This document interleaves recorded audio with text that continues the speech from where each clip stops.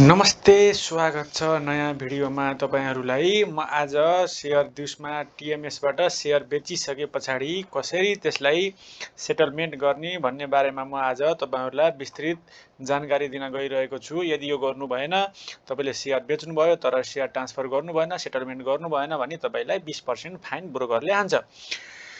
त्यसैले तपाईलाई मैले आज यो कुरा सिकाउँदै छु कि शेयर ट्रान्सफर कसरी गर्ने। शेयर ट्रान्सफर गर्नको लागि आफ्नो डीपी हान्नु होला। जस्तै मैले यो आईडीबाट चाहिँ नेपाल इन्भेस्टमेन्ट बैंकको चुज गरे र मैले यसलाई लगइन गरे।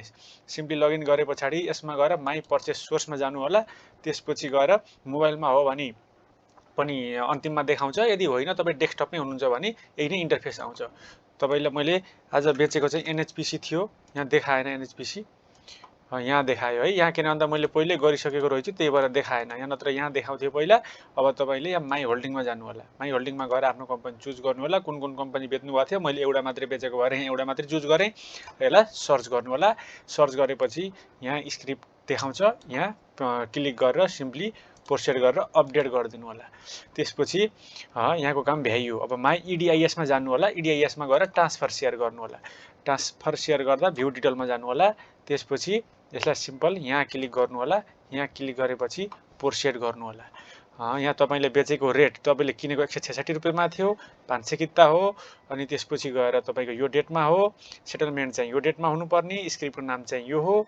त्यसपछि गएर तपाईले बिक्री गरेको चाहिँ रेट कतिमा तपाईले बेच्नु भयो त भनेर भन्नुहुन्छ भन्दाखेरि तपाईले बेचेको रेट यो डब्ल्युएसीसी रेट यहाँ भयो हैन। त्यसपछि गएर तपाईको यहाँ रेट चाहिँ देखाउनु पर्ने कतातिर सेटलमेन्ट डेट, स्क्रिप्ट, पोल, contract rate, request, LTQ, ST, merger यहाँ अलिकति देखाएन। यहाँ रेट पनि देखाउनु पर्थ्यो।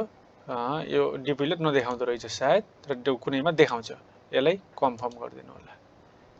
तपाईको सेटलमेन्ट भइसकेको छ। तपाईको सेटलमेन्ट भयो। अब तपाईको पैसा 2 देखि 3 दिनमा खातामा आउँछ।